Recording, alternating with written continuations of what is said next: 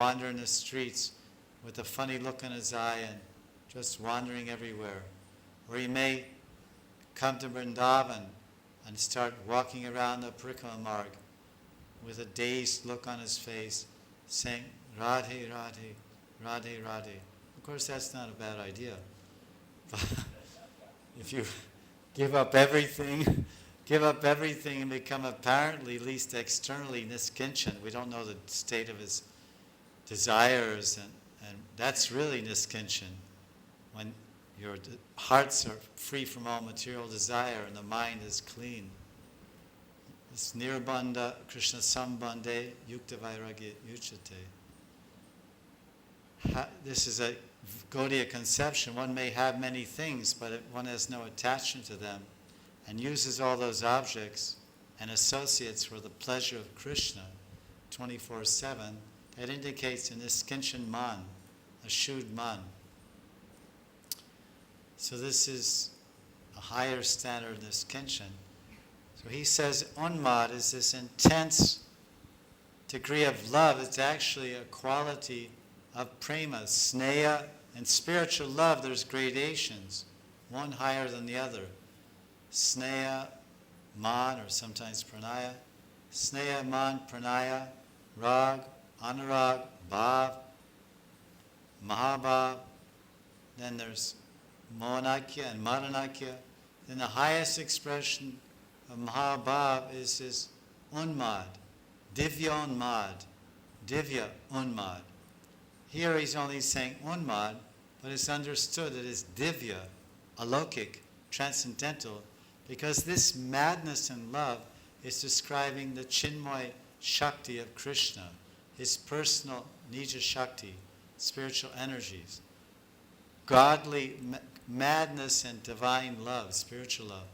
We see, that's why it's confusing and bewildering for an ordinary person to understand Krishna's Leela, because it's Nara Leela. It's so human-like. Many times we see in love relationships, in the mundane world, so-called material love, which is really selfish or me-centered and revolves around my pleasure and me exploiting someone. I scratch your back, you scratch mine, I satisfy you, and I hope you satisfy me more. This is our love here, generally. It's really more like business arrangement to satisfy lacking and to satisfy needs and wants of the heart and mind and body. It's material love, what we call kam, material love. But in the spiritual world, there's no lacking. Everyone is purnam, and everyone is aptakam and atmaram, the gopis and Krishna. So it's an exchange of service, an exchange of one pleasing the other, without any individual interest or desire. So the gopis, when we hear they went crazy, unmad, grahita manasa, they lost their minds. People in this world fall in love and they grahita manasa. Their minds get seized by the power of Cupid or by the power of their attraction to that man or woman. And they appear to go crazy. Their mother, this is the first sign that some young boy is falling in love. The boy is sitting at home at dinner with his mother and he's playing with his food. And he's just moving his food around, and he's 20 years old, he's not a child. He has no interest in eating. And then he's walking around in the room back and forth. The mother says, why don't you study, do your homework? No, maybe later. I feel restless, I'll go out for a walk in the fresh air. He walks for some time. He seems beside himself. He seems a little bit out of synchronization, out of balance with his ordinary day-to-day usual standard behavior. And the mother observes this sudden change, and she says, oh, I think my young boy has fallen in love. He's become love-struck by the arrows of Cupid. Now he's acting a little strange, little crazy. He used to love eating so much. He used to go to the gym every day at such and such time. Oh, wouldn't you want to go to the gym and do some exercise? No, not right now. I'm a little tired these days. I need to rest a little bit. and you're resting, but you're also not eating. Yes, and usually you're on your computer 24 hours a day. You're on internet and every net and all kinds of things. No, now my computer's not working so well. Internet is down because something else is up. What's up? As they say, what's up? What's up is his girlfriend, his newfound love. And everything else becomes dry, hackneyed, stale, uninteresting because he's fallen in love. And then if it goes on, and then he finds out that she has another lover. And he had his mind on this young lady to even marry her when he graduated from college. And they met and talked, and she intimated to him, yes, maybe that will happen. Maybe we'll marry. Then about a year later, his friend said, do you know something? So-and-so, it's been so many years with so-and-so. Oh, no.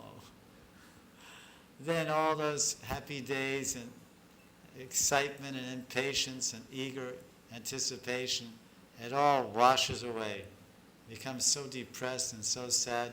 Sometimes people finish them, they commit suicide because of craziness and love. It's unfortunate, of course, and irreligious to do that. But under the impulse of love, people go a little crazy, as everyone knows. It's a matter of degree. You maybe go a little crazy and then get married. And then that's okay. I guess whatever happens after that is legal. But then if you go really crazy, then some maybe sad or terrible event can happen. So the craziness, the unmada, uttammada, means very, very topmost expression of intoxication, mada, or insanity, or madness, of the gopis. There's no suicide, there's no murder, there's no craziness. They pay attention to their duties, except this particular night. And they keep the status quo, and they appear externally doing their job very nicely. Jiva Goswami says unmad, and then it represents ausukya. Ausukya is an anubhav of intense love where one becomes very impatient, very anxious, eager and impatient. Very anxious, because of that intense madness and desire to meet the beloved and purva rag, before actually meeting the beloved, one becomes very, very anxious. Well, does he really love me? He was looking at me time to time when he took out the cows, and sometimes glancing at me at the Yamuna, or here and there as we passed by in the pasturing grounds. But is he? Maybe he looks at all the girls like that because he's a romantic flirt, but it seems like he only looks at me in that special way. Because even my gopis are with me, but it seems that he's looking directly at me. Now I'm anxious. Maybe he's not looking at me. Maybe I think he's looking at me, but actually he's looking at Lalita, because she's right next to me.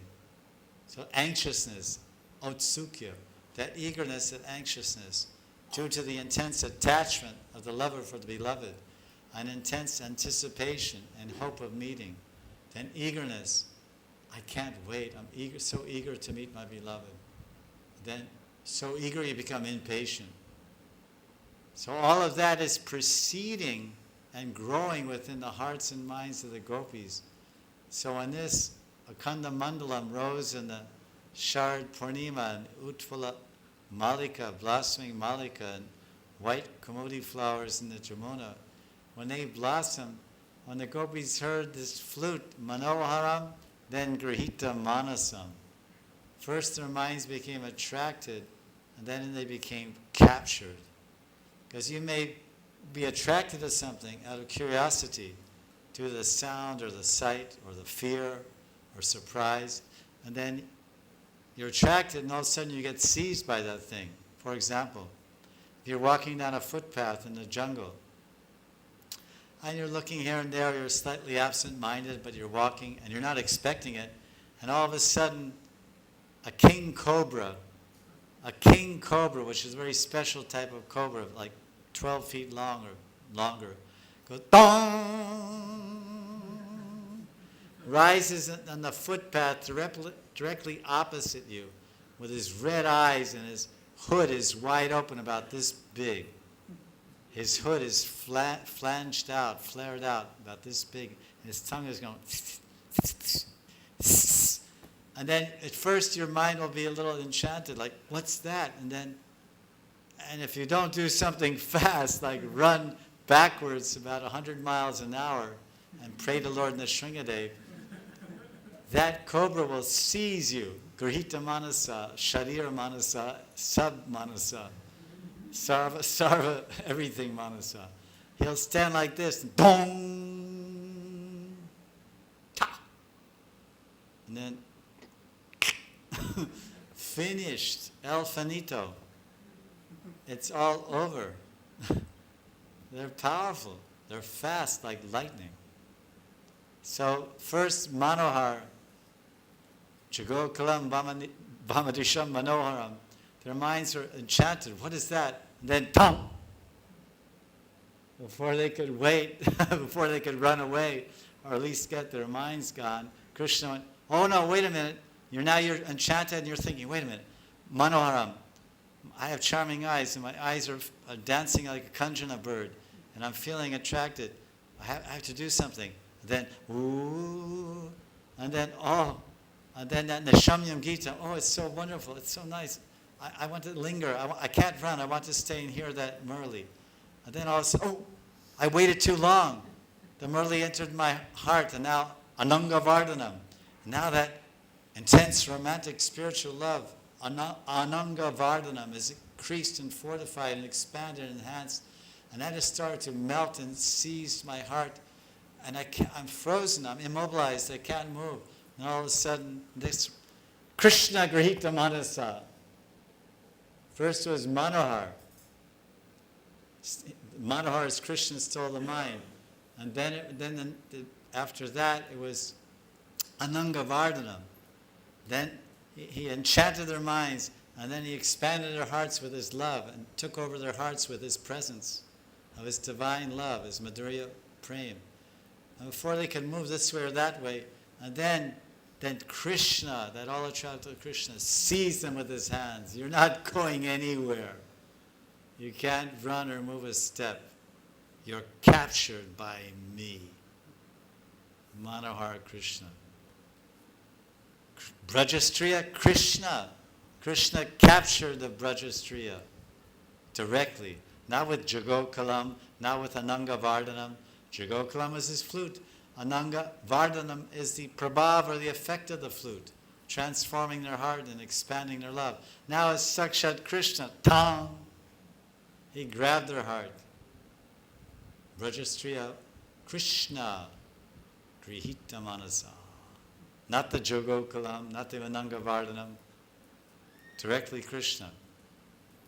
So why the word Krishna? Brajastriya is a Nayaka, the heroines in the love story. The heroines are there. They've entered the scene. The Braja Gopis. We haven't heard who they were. We heard somebody with Vamadrisham. In the previous verse, Vamadrisham. Some girls with charming eyes. Coward boys also have charming eyes. Vamadrisham. That was in verse 3. And verse 1 and 2 is all about nature. No mention of the heroine. Krishna, Bhagavan Api, verse 1. Enter the Nayaka. First word of the verse is the Nayaka. Bhagavan Apita Ratri. The hero at night. The hero at Rat. Okay, he's a hero, but he can be a hero and he can fight the rovers of the night. He can fight the Nishacharis. Because Ramchandra at night, Bhagavan Ramachandra Ratri fought the Nishacharis. The Rakshash moving through the night. Nishachari moving through the Nisha. Nishakal. Nishakal is 10:48 at night to 3:36. Nisha, Nishant. Bhagavan Apita Ratri, Ta Ratri, those nights, the hero, Bhagavan. And then, those are very flowery nights. Nights full of flowers. And then the full moon of Sharad. And then that hero's mind is Manasa Chakra, spinning. It's spinning because of the moon. It's spinning because of the flowers. It's spinning because of the nighttime. He turns to Yoga Maya, verse 1. Then he fixes his attention again back on the moon, Sharat season. The Tadot Udaraja, the king of the stars. Oh, the stars, the moon. Those feminine stars and that masculine moon, Chandradev, and the Taragan, the females. And a wife and her husband. It says here, Apriya and Apriyaya. Now the plot thickens. One hero, there's one hero, Krishna. Now a second hero appears, Chandradev. And then heroines, the Gan, the Taragan, his 27 wives, Anuradha, Hasta, Rohini, etc. Dhanishta, all the 27 nakshatras, the Taragan. So now we have a hero, and then a second hero and heroines, the moon god. And now a third hero, the Priya and Priyaya.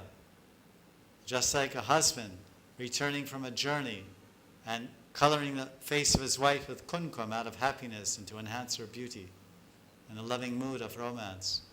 So now there's three heroes, Krishna, Chandradev, and some husband who's been separated. Dirga Darshana, Dirga, long time.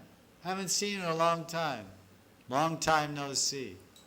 Dirga Darshan, that's the English equivalent. For a long time separation. So it's a hero separated from a heroine. It's a husband separated from his wife. Then there's reunion under the full moon. It's romantic time. It's Ratri. And some kumkum is applied. And all that is reminded Krishna of his heroine and his heroines. But yet they have not entered the scene. And then thinking and remembering his heroines, they're not identified. It says Krishna's Manasa Chakre. Krishna Manasa Chakre, this is in verse 1. Viksha Rantam Manasa Chakre. Krishna saw the full moon, the beautiful Sharad season, Viksha. Then his Manasa Chakre, his mind started turning towards Rantam. Rati means conjugal love. Conjugal love with who? With Kubja? With who? Trivakra? We don't know. The heroine is not mentioned. No, any specific heroine. Somebody's wife is mentioned, Priya Priyaya, and the moon god is mentioned. Now we come to verse 3. And it says that he played his flute to attract some girls with Vamadrisham. Doesn't say who. Again, Akanda Mandalam, Udaraj, Sharad Purnima, Udaraj, Akanda Mandalam, all about the moon, all about the gopis and the internal meaning, but externally. He was thinking, he played his flute with that memory, and then some girls with charming eyes, he attracted their minds. Vamadrisham Manoharam. Which girls? The Pulinda girls of the forest? The Adivasis of the Vrindavan jungle? Like any jungle in India, we have what we call Adivasis, yes? Yes, no? No, yes. So Vrindavan, they have the Adivasis, the Pulindas, the Pulinda men and women, the jungle people. They provide kasturi, musk. They provide flutes, bamboo flutes. They provide special mineral powders for Krishna's Sringar. They provide special rare fruits for Krishna's happiness, like kiwi fruits or some exotic fruits.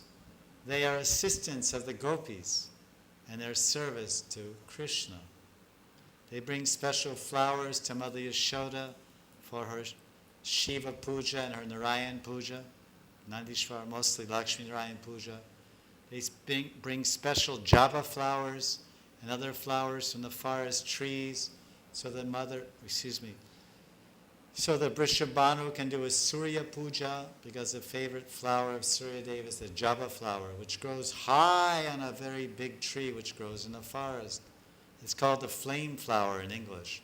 Flame flower, looks like red flames. Very beautiful. Favorite of Surya Deva, as the Arka, Ark Fool. The Ark of Fool is the favorite of our Shiv, or the lotus is the favorite of Krishna. Let's say Vishnu. Krishna's favorite is Vaijayanti Mala, wild flowers from the forest, Vaijayanti. Those Vaijayanti are picked by the gopis, and sometimes they're picked by the Palinda Adivasis. They give beautiful baskets which they weave themselves. Like the Rajasthani women, these village people are so talented and artistic.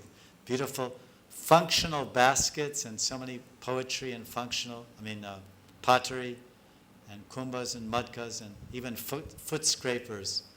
When you do lots of Vrindavan Prikrama, you get calluses and rough feet, so they make these beautiful foot scrapers out of clay, the Rajasthani people.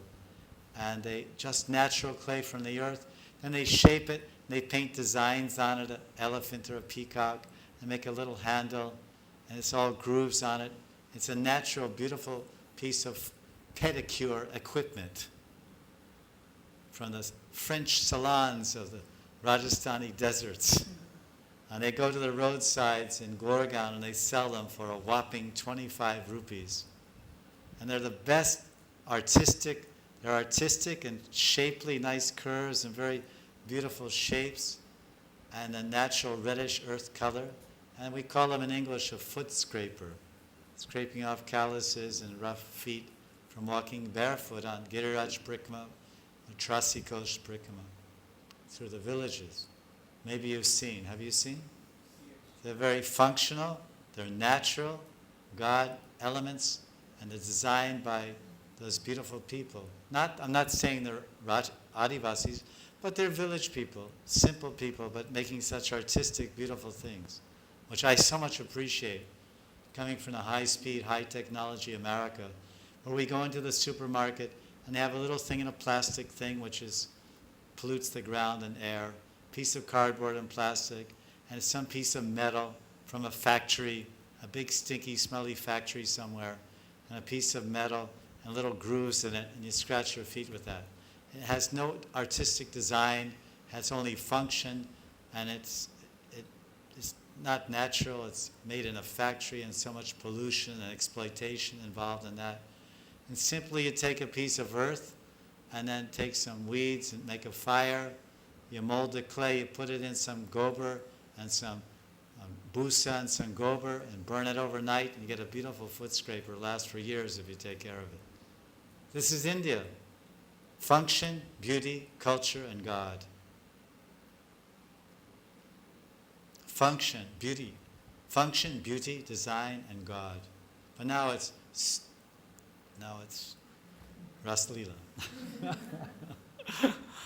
So this is the beautiful, because we want to stay more on the Ras and less on the other points, which are not so much Ras there.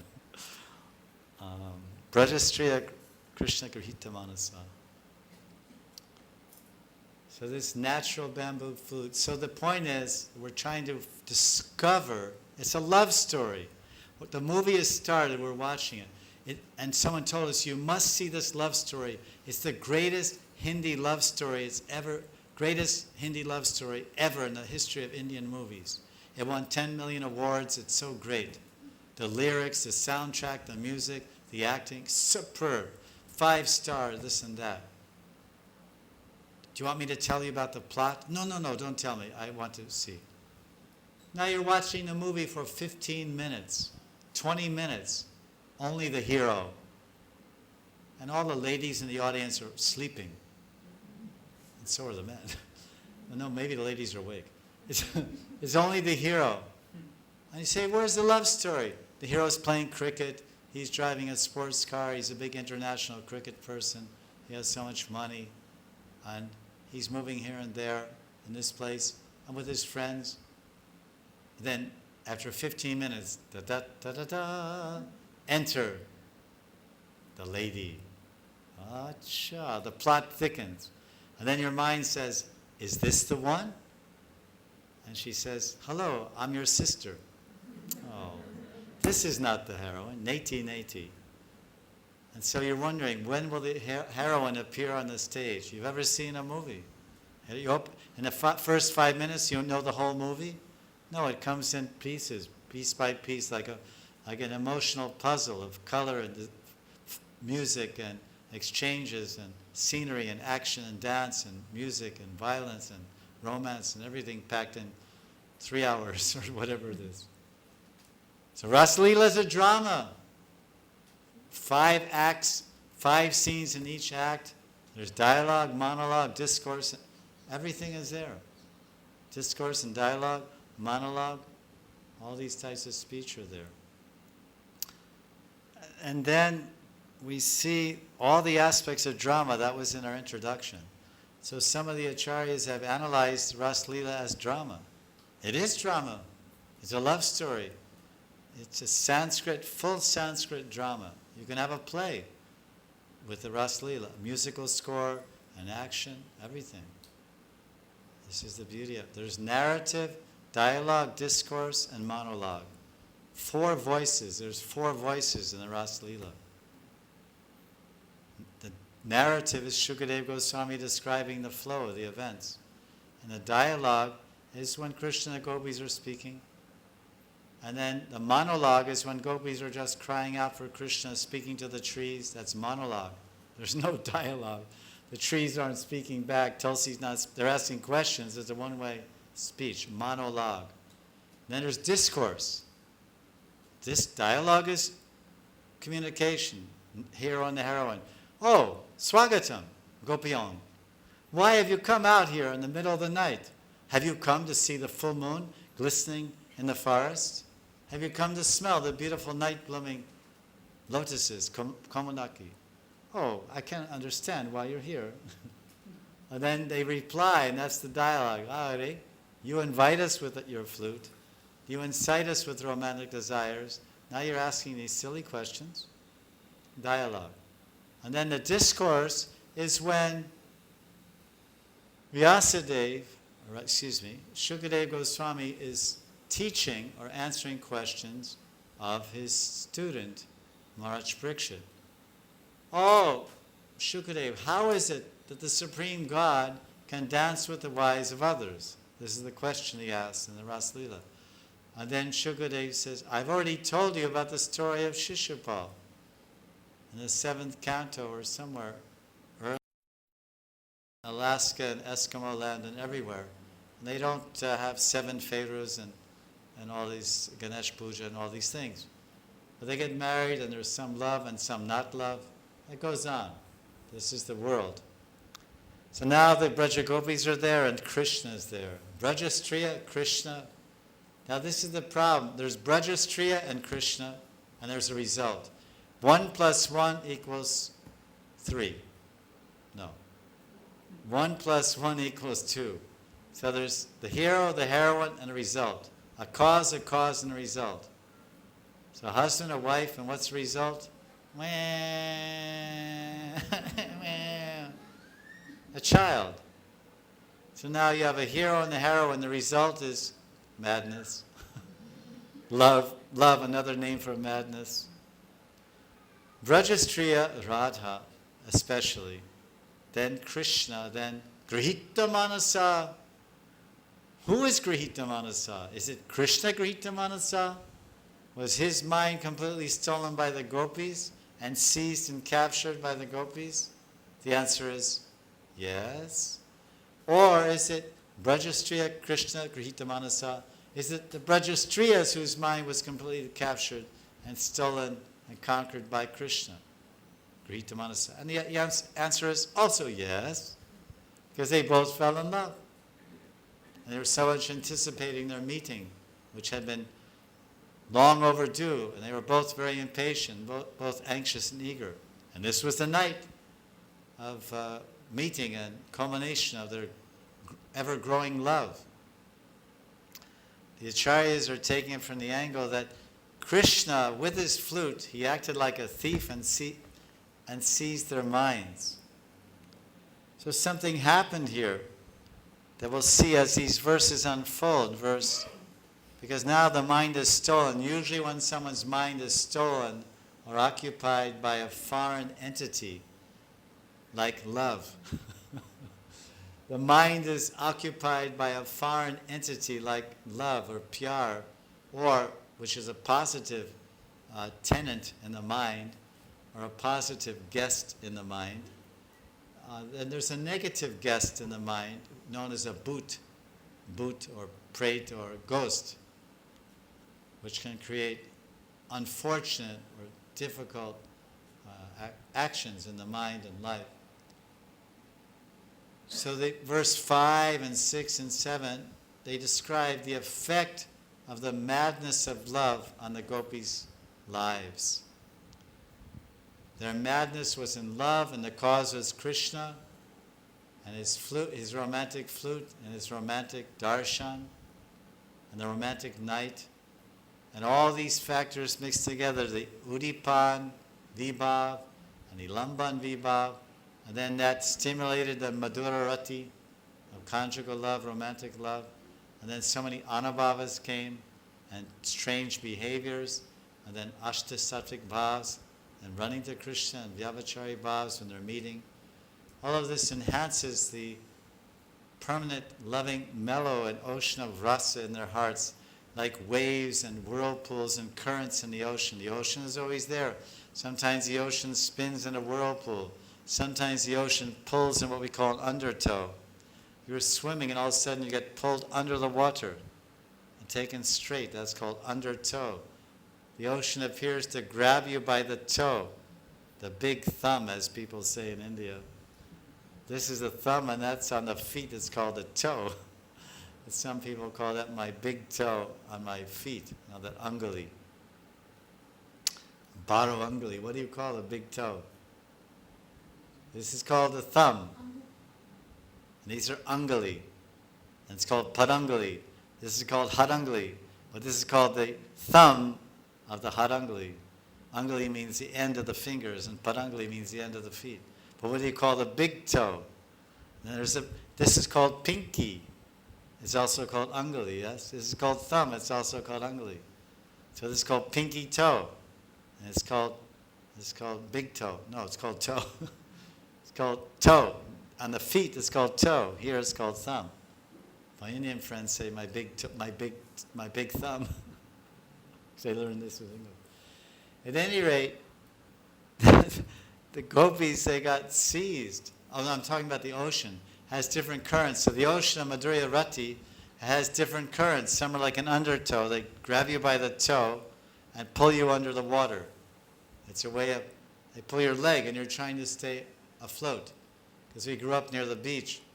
We're always in the ocean swimming and surfing, like on the board. So we experience these undertows, even in Puri. You're like this, and all of a sudden someone comes underwater, grabs your leg, grabs your foot, and pulls your entire body. It's like some sumo wrestler grabs you from under the water. And it drags you out straight into the ocean. I went out in the ocean in Puri about quite a long way, a kilometer or so, way out there beyond even those fishing boats. I thought I was finished. Mahanidhi, great ocean, gone to the ocean. And then suddenly, the water was very deep, I couldn't find the bottom, and then all of a sudden, way out there, I found what we call a sandbar. The part of the underground, the ocean goes like this and like that, and then it goes like this, and then it was about, I put my foot down, it was about 3 feet deep. And I stood up and I said, and the ocean let me go. It was my destiny to die in deep water. And Krishna saved me. My Guru saved me. Destiny is there in my kundali. It happened once when I was a child also. Foolish child. Now as a foolish adult swimming in the deep water, knowing full well. So I stood there and I prayed and cried and rested. I was quite tired trying to stay, because when they're pulling you under the water, and you're fighting to stay above the water, pulling you under and out, undertow. So that's undertow. Then there's whirlpool. It goes around and around like that, around and down. And then there's waves that go forward, and then depending on the shape of the beach, they also go backwards. Some beaches are inclined, so the waves crash, boom, and they go forward, and they go up the incline of the beach, and they come back and make another wave. Back is called back wave. And the back wave meets the front wave, and they go, boom. If you're taken back by the back wave and you hit the front wave, you can snap your back, break your back in half. If it's a big ocean like Waimea Bay or somewhere, 20 foot